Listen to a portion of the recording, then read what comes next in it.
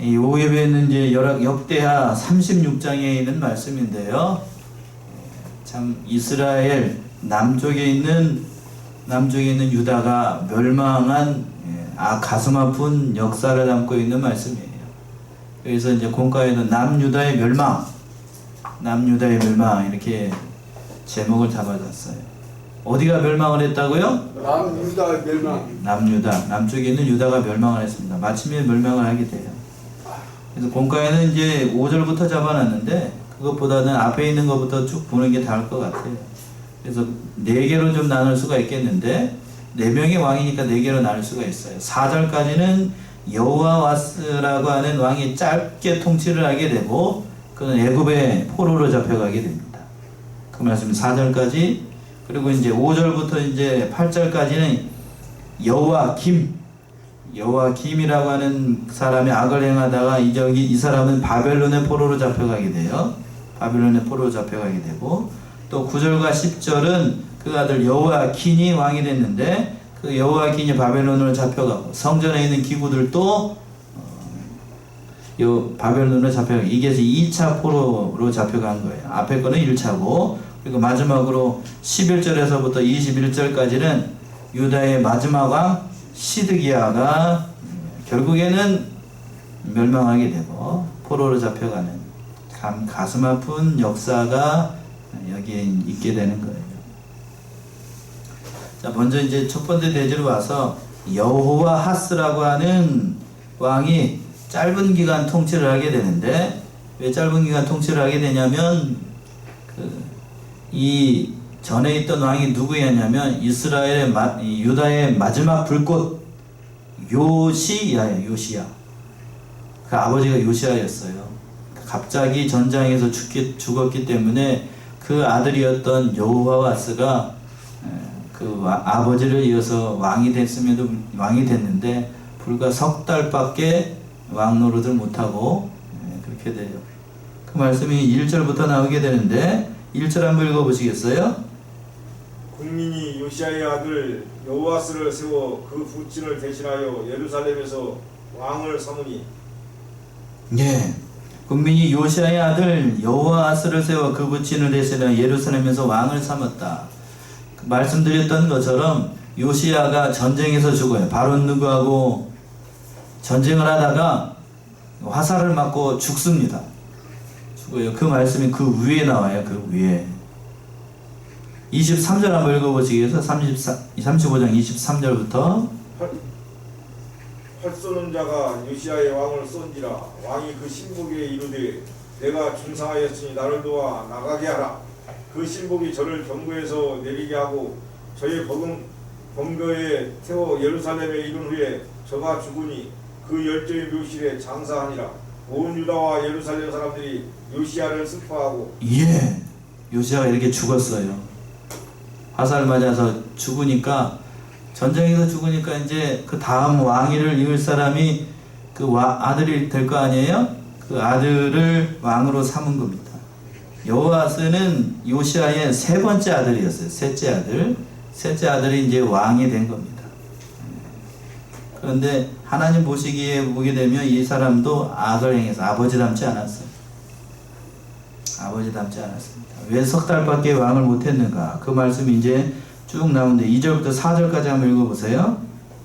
여호와스가 위에 나갈 때에 나이 23세더라. 저가 예루살렘에서 치리한 지 석 달에 애굽 왕이 예루살렘에서 그 위를 패하고 또 그 나라로 은 100달란트와 금 1달란트를 벌금으로 내게 하며 애굽 왕 누구가 또 그 형제 엘리야김을 세워 유다와 예루살렘 왕을 삼고 그 이름을 고쳐 여호와김이라 하고 그 형제 여호와스를 애굽으로 잡아갔더라. 예. 이제 이렇게 돼서 석 달밖에 치리하지 못했는데 왜 그런가 하게 되면 이 역사적인 배경을 좀 알아야 돼요. 어떻게 됐냐면 북쪽에 있는 이스라엘이 있고 이스라엘 북쪽에 어느 나라가 있었냐면 아수르가 있었고요. 그 옆에 어디가 있었냐면 신흥 강국인 바벨론이 있었고 그 남쪽에 어디가 있었냐면 애굽이 있었어요. 애굽이. 그래서 이때 당시에 이제 요시야가 외교를 참 잘했어요. 외교를 참 잘하고 요시야는 어느 편이었냐면 신흥 국가인 바벨론 편이었습니다. 바벨론 편. 바벨론 편에서 이제 이렇게 예교를 참 잘했는데, 그런데 이제 요시아가 이렇게 갑자기 애굽을 맞아가지고 싸우다가 죽어요. 죽으니까 이제 그때 당시 이제 아수르라고 하는 나라가 있었어요. 잘 들어보셔요. 아수르라고 하는 나라가 바벨론하고 이렇게 한판 전쟁을 붙었어요. 신은 강국인 이 바벨론하고 전쟁이 붙었다고요. 근데 패전을 합니다. 바벨론하고 둘이 아수르하고 이렇게 전쟁을 했는데 아수르가 져요, 바벨론한테. 그러니까 아수르가 어디에 도움을 요청하냐면 그때 당시 애굽 바로 느고에게 사신을 보내가지고 우리를 도와달라. 그랬더니 바로 느고가 어떻게 해요? 그 아수르를 돕기 위해서 엄청난 군대를 이끌고 어디를 지나가요? 예루살렘, 유다를 지나가가지고 그 아수르를 돕기 위해서 가는 거예요. 그 전장에 누가 참여를 하게 되냐면, 누가 참여를 하게 돼요? 요시아가 참여를 하게 되는 거예요. 이해가 되세요? 왜 그런지? 왜 그렇게 됐는지 이해가 되셔요? 그러니까 요시아는 바로 역사적으로, 성경을 떠나서 역사적으로 보게 되면 이 애굽 바론 느고가 아수르를 도와서 가는 것을 가만히 두고 봐야 돼요? 아니면 막아야 돼요? 어떻게 해야 되는 거예요? 상식적으로 생각을 해보세요. 막아도 안 되고 가만히 놔둬도 안 되죠. 안 돼요. 여러분들이 역사를 잘 아실지 모르겠어. 그 외침 우리나라로 얘기를 하게 되면 그 토요토미 히데요시가 일본을 통일하고 난 다음에 어디로 쳐들어오죠? 우리나라로 쳐들어오는 그게 임진왜란 아니에요. 임진왜란을 일으키면서 그들이 뭐라고 그랬냐면, 너희가 목적이 아니고 어디를 치러 간다고? 명나라를 치러 가는 데니까 길만 열어달라고 그랬어요. 그럼 우리는 길을 열어주면 돼요, 안 돼요? 안 되죠. 돼요, 안 돼요? 안 돼요. 안 된다고. 길을 열어줬다가 명나라 측에 가서 잘 가세요 손을 들고 있으면 다음에 명나라가 어떻게 되죠? 가만 안 놔둔다고요. 요시아가 그런 입장이에요, 지금. 요시아가 그런 입장. 그러니까 나가서 막았어요. 막다가 죽어요, 화살 맞아서. 그러니까 바로 누가가 그것 때문에 여기서 지체를 했잖아요. 요시아하고 전쟁하느라고 지체를 했어요. 그래서 열심히 말 타고 바로 누가가 갔어요. 갔더니 어떻게 되는가? 아수르, 자기랑 동맹국이었던 아수르가 누구한테 이제 개작살이 났냐면, 죄송해요 이렇게 얘기해서, 아수르한테 어떻게 해요? 꽝 하고 그것 때문에 일주일 전에 전쟁이 끝나고 그랬어. 그러니까 이제 다시 회군을 해가지고 이 바로 누가가 회군을 해가지고 어디로 들어오게 되면 유다를 지나가면서 예루살렘에 들려요. 예루살렘에 들려가지고 그 요시아의 아들 아하시야를 어떻게 하고, 괘씸하니까 포로를 잡아가 버리고 뭐를 내라고 그랬어요? 벌금 내. 너 때문에 전쟁에서 지고 그 아수르도 망하고 우리는 손해만 봤다 이거야.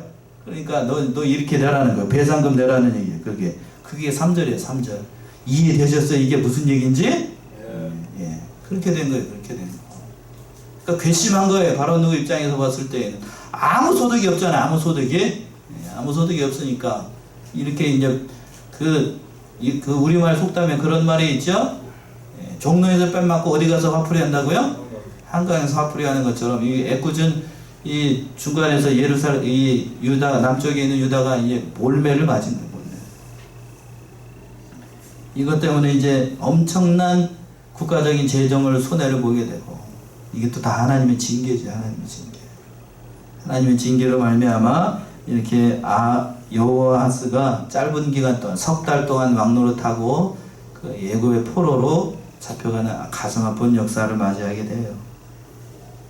그래, 두 번째 대지로 와가지고 그 뒤를 이어서 누구를 왕으로 세우게 되냐면, 바로 누구가 그 형제였던 엘리야김, 그 엘리야김 뒤에 가서는 이 엘리야김을 이름을 바꿔요. 여호야김으로 바꿔가지고 그 왕을 세운 거예요. 그 말씀이 이제 여기서부터 나와요.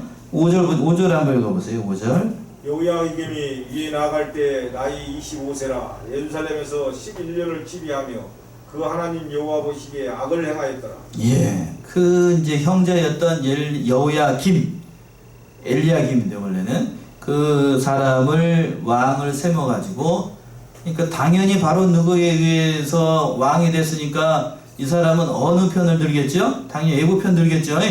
애굽 편을 들어서 애굽 중심으로 했습니다. 그 하나님 보시기에 악을 행했어요. 또 6절 보시면 6절부터 바벨론 왕 느부갓네살이 올라와서 치고 저를 쇠사슬로 결박하여 바벨론으로 잡아가고 계속해서 8절까지 느부갓네살이 또 여호와의 전 기구들을 바벨론으로 가져다가 바벨론에 있는 자기 신당에 두었더라. 여호야김의 남은 사적과 그 행한 모든 가증한 일과 그 심술이 이스라엘과 유다 11개의 기록되니라. 그 아들 여호야긴이 대신하여 왕이 되니라. 예, 애굽 왕 바로 느고가 요시아의 둘째 아들이에요. 둘째 아들이었던 여호야김 그를 왕으로 세우고 그때 11년을 치리를 하게 됐습니다. 그러나 그도 하나님 보시기에 악을 행하니까 하나님께서 느부갓네살 손에 붙여가지고 느부갓네살 왕이 쳐들어오게 된 거예요. 외교적으로 오게 되면 이 사람이 애굽 친애굽 정책을 쓰니까 괘씸한 거지요. 바벨론 입장에서 봤을 때에는 괘씸한 거예요. 괘씸하니까 쳐들어와가지고 그 여호야김을 바벨론에서 포로 잡아가고 그리고 그때 당시에 이게 바벨론 1차 포로로 잡혀가는 건데 주전 605년경이에요. 이때 누가 잡혀가게 되냐면 여러분들이 잘 아는 다니엘 선지자가 이때에 잡혀가게 되고 많은 여러 귀인들도 다마마 이때에 다니엘과 3명의 친구들도 잡혀가는 것으로 보여요. 성전 기구들도 같이 당하게 되고 이때에 바벨론의 포로로 잡혀갈 때에 어떻게 잡혀갔는가 그때의 모습이 잘 나타나 있는 성경 구절이 있는데 에스겔 19장 9절 한번 읽어보세요. 비참하게 잡혀갑니다. 에스겔 19장 9절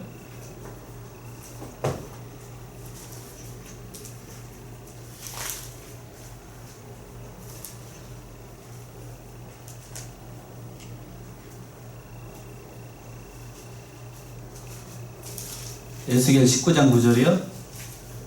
칼고리로 꿰고 철루기에도 끌고 바벨론 왕에게 이르렀나니 그를 옥에 가두어서 그 소리로 다시 이스라엘 산에 들리지 않게 하려 합니다. 예, 포로로 잡아갈 때 바벨론에 포로로 잡혀갈 때 어떻게 잡혀갔냐면 그 짐승들 갈고리에 꿰는 것처럼 여기 정육종 하시는 분들도 계시니까 아시겠지만 뭘로 꿰었다고요?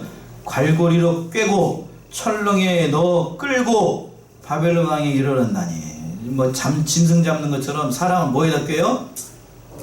갈고리로 꿰가지고 굴비 엮듯이 다 엮어가지고 이해되셔요? 이게 뭔 말인지? 예. 한 사람 한 사람씩 갈고리로 다 꿰요. 다 꿰가지고 철렁에다 놓고 다 질질 끌고 가는 거예요. 짐승 끌어가는 것처럼. 제가 여기 어렸을 때에는 염소를 많이 키웠거든요. 저기에. 그거 저 염소들 끌고 갈 때 한 사람 앞에다 다 묶어요. 다 묶어가지고 한 놈만 끌고 가면 어떻게 하게? 다 줄줄줄 따라오게. 그러니까 사람은 뭐처럼 굴비처럼 다 엮어놨어. 갈고리로. 실제로 그렇게 했어요.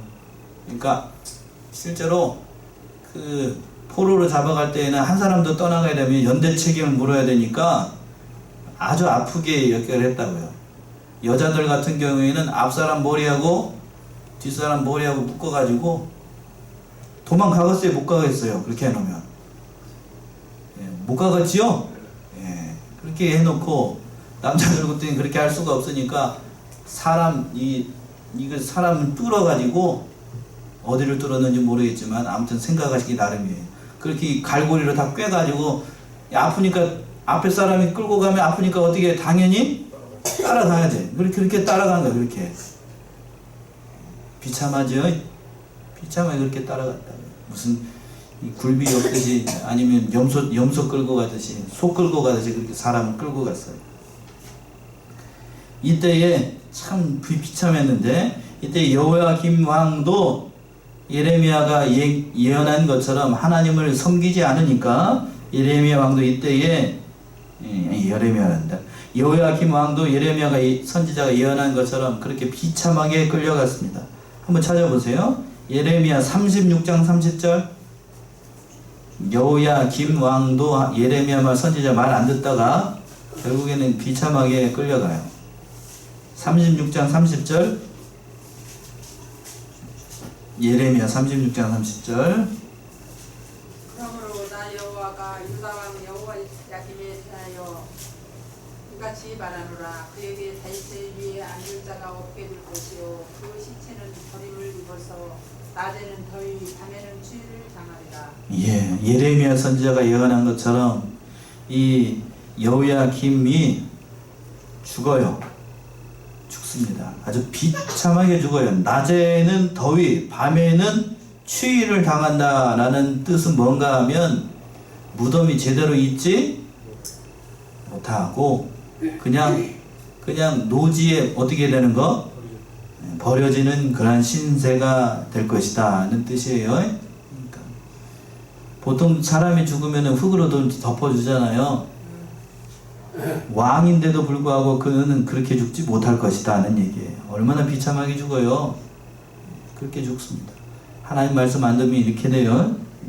그래서 왜 하나님이 이토록 진노하셨는가?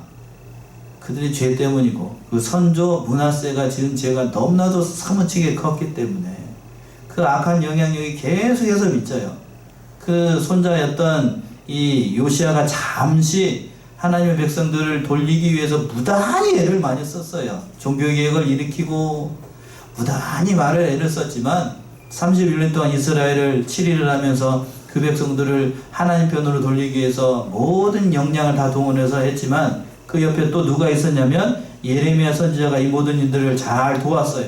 그럼에도 불구하고 이들이 진심으로 하나님께 돌아온 것이 아니었어요. 하나님께 돌아오지 않아요. 하나님 앞에 엘리야란데 요시야 앞에서는 하나님을 믿는 것처럼 하지만 그러나 집에 돌아가서는 말짱 꽝이에요. 말짱. 그걸 잘 알았어요. 그 아들이었던 여호야김도 그러니까 그 할아버지, 증조 할아버지 그 영향력을 받아가지고 악한 영향력을 받아서 아버지가 한 길을 따라가지 않고 이스라엘 열왕들이 했던 그 악한 길을 따라서 가다가 결국에는 참 비참한 죽음을 맞이하게 됩니다. 예레미야 선지자가 줬던 모든 하나님의 말씀도 칼로 베버리고 불로 태워버리고 그게 누구요? 여호야김이었어요. 하나님 말씀 안 들어요. 선지자 말 듣지 않아요. 이때 예레미야 심정이 어떠했을지 오늘 오전에 봤던 말씀이 단순히 자기에게 비난과 조롱이 다가오는 것이 아니고 그 아들내미들 요시야의 아들이니까 자기에게 봤을 때는 조카뻘이잖아요. 조카뻘. 그런 애들이 자기의 말을 듣지 않으니까 얼마나 안타깝고 패망해가는 나라를 바로 세우기 위해서 선지자가 그냥 정말 타들어가는 심정으로 얘기를 함에도 불구하고 이들은 선지자 말을 눈꼽만큼도 안 해요. 눈꼽만큼도. 그러니까 얼마나 예레미야가 속이 상했을 거예요. 그래서 8절 보시면 뭐라고 되어 있냐면 8절 다시 한번 읽어보세요. 8절 뭐라고 표현하고 있어요? 여호야김의 남은 사적과 그 행한 모든 가증한 일과 그 심술이 이스라엘과 유다 열왕기에 기록되니라. 그 아들 여호야긴이 대신하여 왕이 되니라. 예, 재밌는 말이 있죠. 중간쯤에 뭐라고 되어 있냐면 여호야김의 남은 사적과 그 행한 모든 가증한 일과 그 뭐가요? 심술이. 예, 놀부도 아니고 뭔 심술이 있었나 봐요. 심술은 뭔 심술인가 하면 하나님 앞에서 심술 부린 거. 하나님 믿지 않고 가증하게 여기고 믿음으로 나가지 않던 모든 심술 그것이 어디에 기록됐어요? 이 이스라엘 역사에 기록되어 있어요. 성경에도 기록되어 있고. 그러니까 뭐를 남길 것인가가 중요해요. 얼마나 가슴 아픈 말이잖아요. 그 뒤를 이어서 그 아들이었던 여호야긴이 왕이 됩니다. 이 여호야긴도 결국에는 얼마 통치하지 못해요. 100일밖에 통치하지 못해요. 그 말씀이 9절과 10절에 나옵니다. 9절 10절 읽어보세요. 여호야긴이 위에 나갈 때 나이 8세라 예루살렘에서 석 달 열흘을 치리하며 여호와 보시기에 악을 행하였더라. 셋째에 느부갓네살이 보내어 여호야긴을 바벨론으로 잡아가고 여호와의 전에 귀한 기구도 함께 가져가고 그 아잡이 시드기야를 세워 유다와 예루살렘 왕을 삼았더라. 예, 여호야긴이 위에 나갈 때 나이 8세라고 되어 있는데 여기는 8세가 아니고 18살로 봐야 됩니다. 18살. 18살이 왜 그러냐면 히브리 말은 뒤에 가서 이게 요드라고 하는데 요렇게 생긴 게 있어요. 뼈 조각이 요렇게 생긴 게 하나가 붙어 있으면 그게 18이 돼요. 예. 그게 여기 없으면 몇 살이 되고 요렇게 점같이 생긴 요렇게 생긴 게 있어요. 갓같이 생긴 거. 그게 없으면 8살이 됩니다. 요드라고 하는데 요드. 근데 이제 히브리 말은 성경에서 보게 되면 1.1획이라도 뭐라고 그랬죠? 가감하지 말라고 그랬죠? 히브리 말을 보게 되면 그 말이 무슨 말인지 알아요. 요 점 하나가 있고 없느냐에 따라서 완전히 다른 뜻이 돼요. 근데 요 말은 다른 성경에 보게 되면 이 18살인데 여기서는 8세로 되어 있는 것을 보게 되면 요게 없어진 것 같아요. 잘못 기록한 것으로 보입니다. 아무튼 그렇게 얘기하는 거고, 이 왕이 100일 동안 시를 했어요. 100일 동안. 악을 행했기 때문에 결국에는 이 바빌론의 포로로 잡혀가게 되는데 10절에 있는 것처럼 셋주에 느부갓네살이 보내 여호야긴을 바벨론으로 잡아가고 여호와의 전에 귀한 기구도 함께 가져가고, 이게 2차 포로예요. 2차 포로. 두 번째 포로로 잡혀가게 됐어요. 잡혀가게 되면서 또 이제 그 아잡이 누구를 세웠다고요? 시드기야를 유다의 마지막 왕으로 세운 겁니다. 그 아잡이니까 아잡이를 누구를 아잡이라고 그러죠? 그러니까 아저씨 삼촌이에요. 숙부입니다. 숙부니까 자기 윗대예요. 그러니까 요시아로 얘기하면 아들이고, 그 아들이 이제 마지막 왕이 되는 겁니다. 마지막 왕이 됐어요. 여호야긴은 그래도 좀 현명했던 게 뭐냐면, 다른 사람처럼 악을 행하기는 했지만 바벨론이 쳐들어오니까 모든 백성들하고 같이 잘못했어요 그러면서 손들고 항복했습니다. 싸우지 않고. 그러니까 여호야긴은 포로로 잡혀서 옥살이를 했지만 비참하게 죽지는 않았어요. 그리고 여호야긴이 나중에 가서 바벨론에 저기하면서 포로로 잡혀갔다가 풀려나게 돼요. 그 말씀이 이제 뒤에 가서 나와요. 그 아잡이 시드기야를 마지막 유다의 왕으로 세우게 되는데, 이 왕이 요시야 왕의 4번째 아들이에요. 그러나 아픈 역사는 뭐냐면, 이 시드기야도 어찌 그렇게 아버지를 닮아야 되는데 아버지를 안 닮아요. 마지막 왕이었던 이 시드기야 끝까지 예레미야 선지자의 말을 듣지 않고 악한 길로 갑니다. 점점 더 악한 길로 가야 돼요. 완전히 청개구리 이런 청개구리가 없었습니다.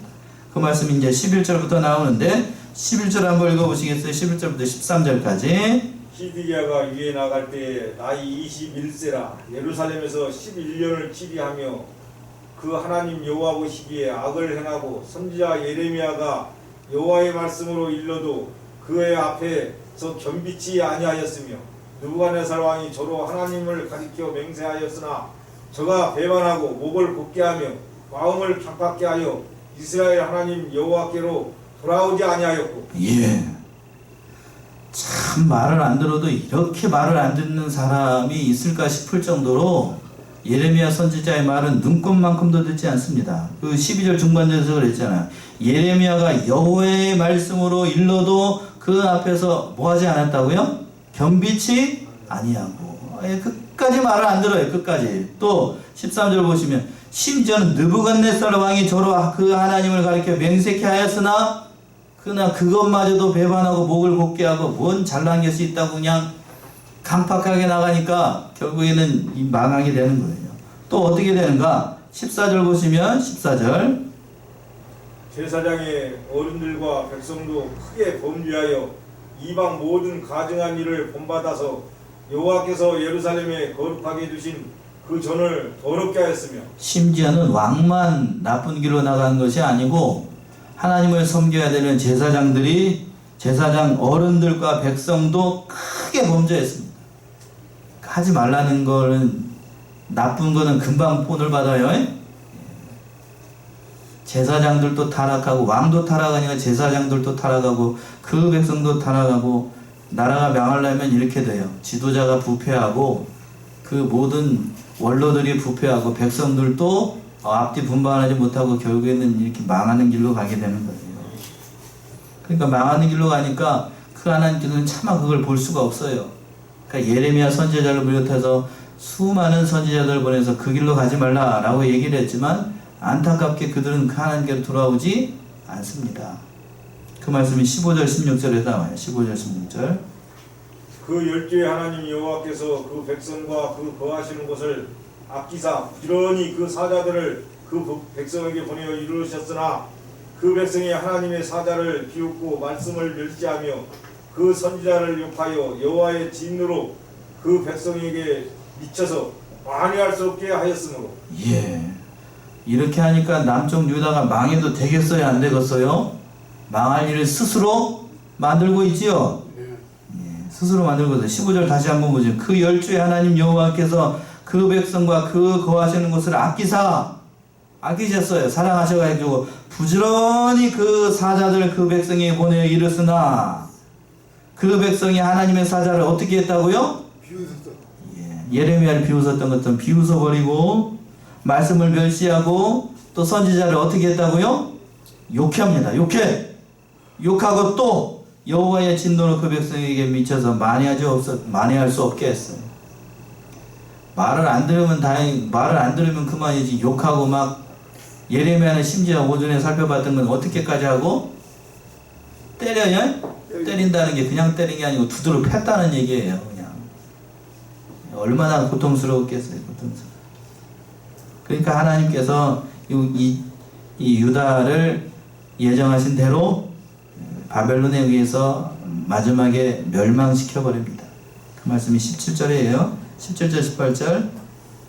하나님이 갈대아 왕의 손에 저희를 다 붙이심에 저가 와서 그 성전에서 칼로 청년을 죽이며 청년 남녀와 노인과 백발 노웅을 긍휼히 여기지 아니하였으며 또 하나님의 전에 대소 기명들과 여호와의 전에 보물과 왕과 방백들의 보물을 다 바벨론으로 가져가고.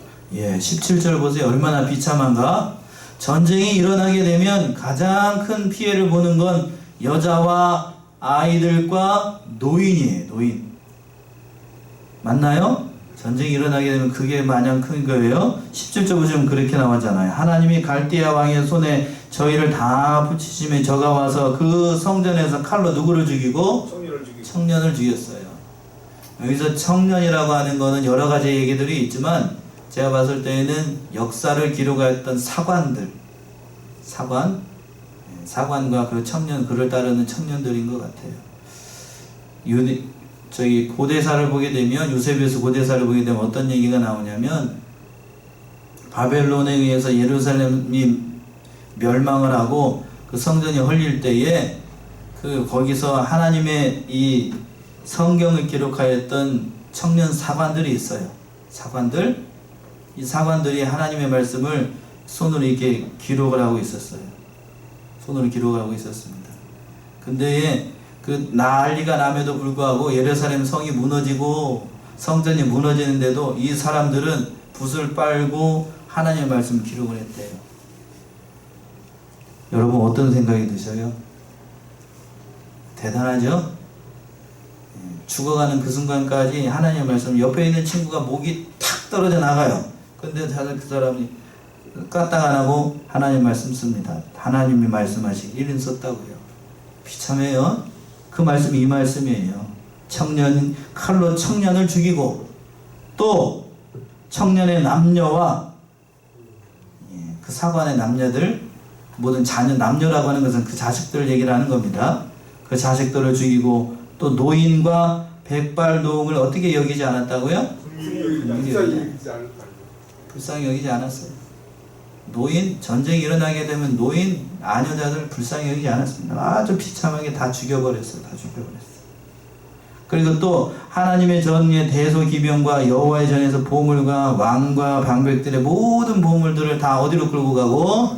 바벨론으로 다 가져가 버리고. 그리고 또 보물이란 보물을 다 꺼냈으니까 그 성전 있어봐야 소용이 없으니까 19절 보시면 19절. 또 하나님의 전을 불사르며 예루살렘 성을 헐며 그 모든 궁시를 불사르며 그 모든 귀한 기명을 회파하고 또 20절까지요. 무릇 칼에서 벗어난 자를 저가 바벨론으로 사로잡아가매 우리가 거기서 갈대아 왕과 그 자손의 노예가 되어 화사국이 주재할 때까지 이르니라. 예, 다 불살라버렸어요. 다 불살라버리고 모든 사람들 갈대아 왕이 거기에 있는 사람들 살아남은 사람들은 노예로 잡아가게 됐습니다. 그렇다라고 하면 마지막 시드기야 왕은 어떻게 되는가? 시드기야 왕과 그 아들내미들은 어떻게 됐을까? 열왕기하 하러 갑시다. 열왕기하 25장 4절에서부터 7절까지 한번 읽어보세요. 열왕기하 25장 4절에서부터 7절.